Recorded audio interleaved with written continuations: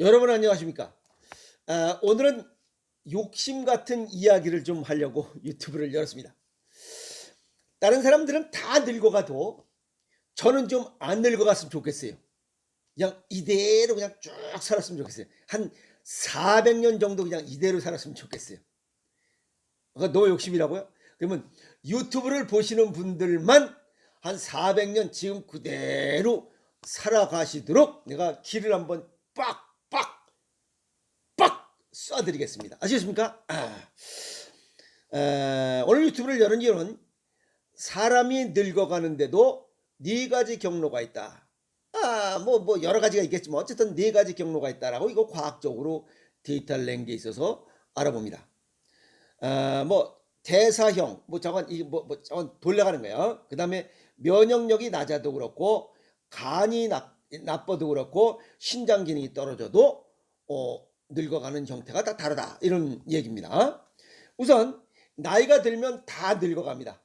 그죠? 나이가 들면 다 늙어갑니다. 그런데, 노인과 바다를 쓴 해밍웨이는 뭐라고 얘기한 게 있냐면, 영원히 살 거라고 믿지는 않습니다. 저는 한 400년 살라고 믿는데 영원히 살 거라고 믿지는 않지만 노인이 될 거라는 생각은 하지 않았다라고 하는 유명한 얘기가 있습니다. 그런데 나이가 들면 누구나 다 늙어갑니다. 늙어가는 속도와 방식은 저마다 다릅니다. 그 다른 이유는 오장육부의 크기와 기능의 활성도에 따라 삶이 다 다르고 수명이 다 다르기 때문에 다 속도와 방식이 다 다르다는 겁니다. 또 노화로 인해서 생기는 이러한 건강상의 문제, 질병도 모두 다르다. 그것은 오장육부의 기능 활성도에 따라서 다르고 오장육부의 조화와 균형에 따라 모든 질병이 다르게 발생하기 때문에 그렇습니다. 미국의 스탠퍼드 대학에서의 연구진이 어떤 연구를 했냐면 주요 생체 지표들을 토대로 해서 인간의 노화는 적어도 4가지 유형으로 진행되고 있다는 것을 밝혀냈다고 논문에 제시했습니다. 34세부터 68세 사이의 건강한 성인 43명을 대상으로 2년 동안 5차례 이상 분자 수준의 노화 지표를 살펴본 결과를 발표한 겁니다. 이 연구진들은 2년 동안의 실험하는 동안에 참가 대상자들의 혈액, 그 다음에 똥, 대변, 그 다음에 체내 염증 물질 등 이런 것들을 생체에서 채취한 시료를 주기적으로 수집 분석했습니다. 이 결과 미생물과 단백질, 대사물질, 지방 같은 이런 분자들의 양과 활동 상태에 따라 이런 것들이 활동 상태가 어떻게 변화되고 있는가 하는 것을 확인해 본 겁니다. 이런 것들을 통해서 생물학적 나이 추정에 이용할 수 있는 600여 가지의 또 표지를 확인했다고 밝혔습니다.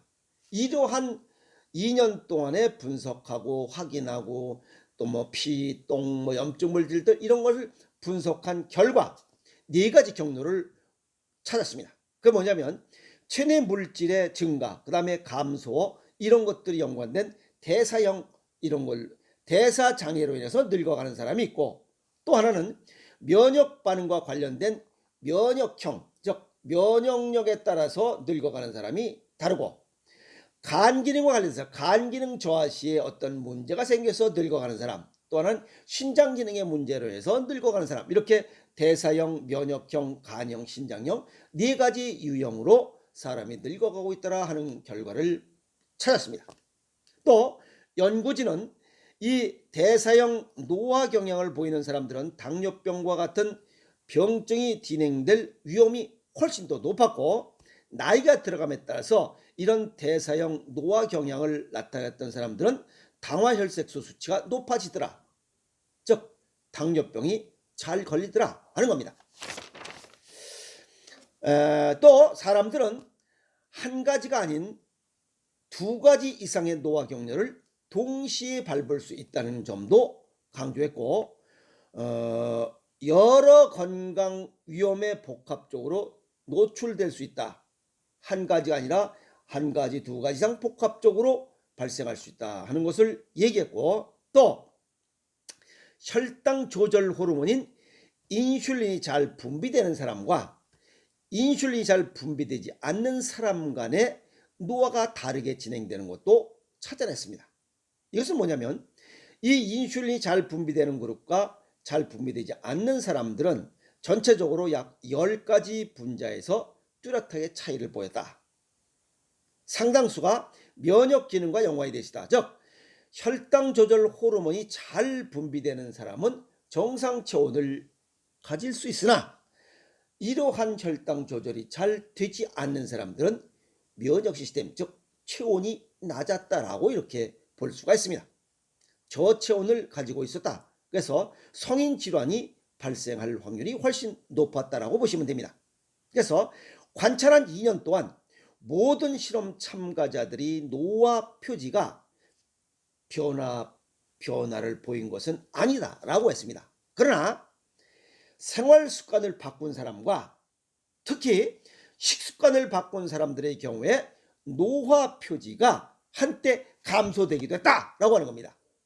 즉 식습관과 생활 습관을 바꾸면 노화 속도가 정상보다 천천히 늦게 진행됐더라는 겁니다.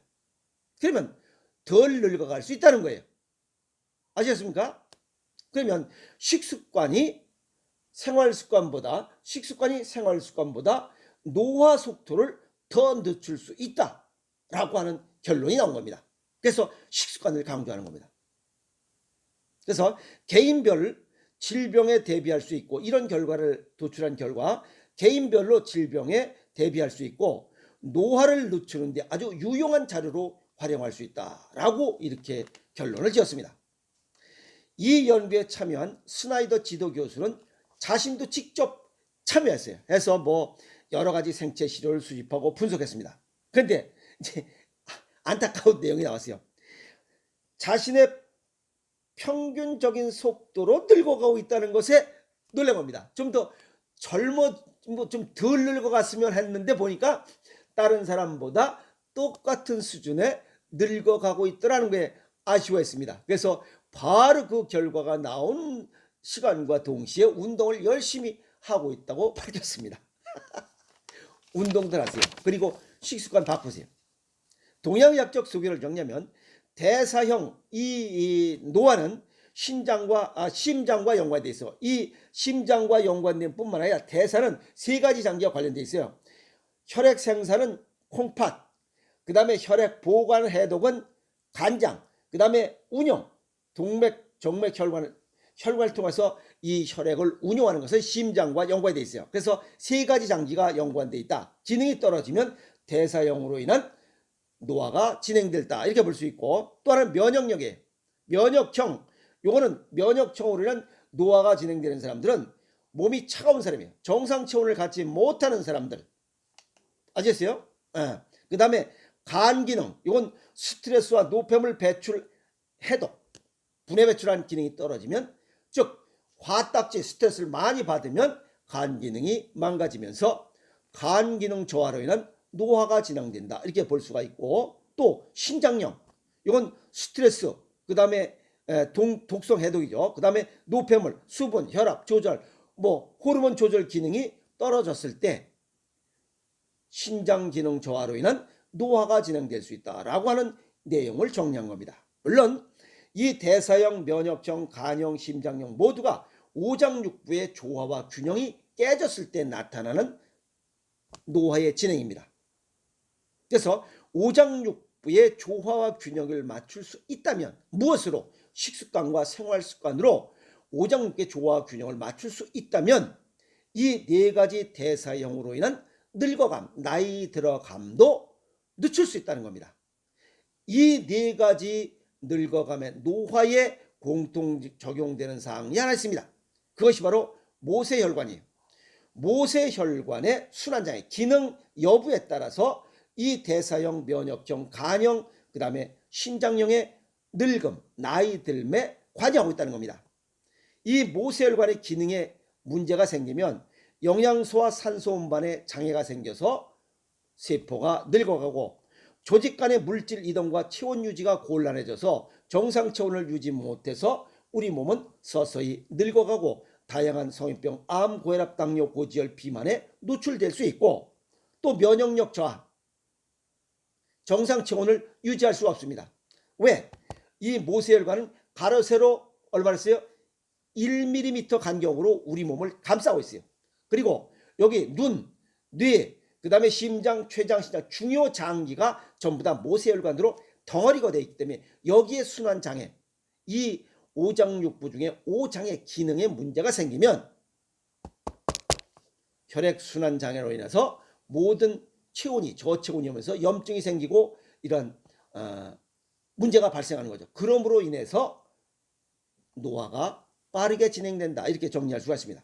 그리고 우리 몸속에서 혈액순환이 되고 남은 찌꺼기, 이 노폐물과 산소를 머금고 이산화탄소를 배출해야 되는데 그 배출 장애가 발생함으로 인해서 우리 몸속의 노폐물과 나쁜 공기, 인돌스카톨, 암모니아, 이산화탄소 같은 나쁜 산소들이 몸 안에 축적됨으로 인해서 몸이 더 차가워지면서 이러한 대사형, 그 다음에 면역형, 간형, 신장형 이러한 나이듦이 평균보다 더 빠르게 진행될 수 있다라고 하는 결론입니다.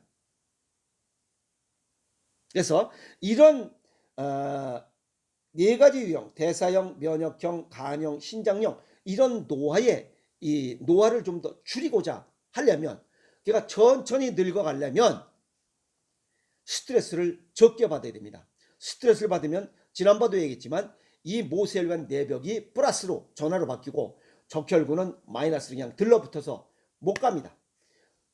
순환장애 생기는 것이고 또 하나는 깨져서 못 가고, 그래서 스트레스를 적게 받아야 된다. 두 번째는 식습관을 바꿔야 됩니다. 체질과 건강 정도에 맞게 살아있는 음식 생식으로 바꾸라 이게요.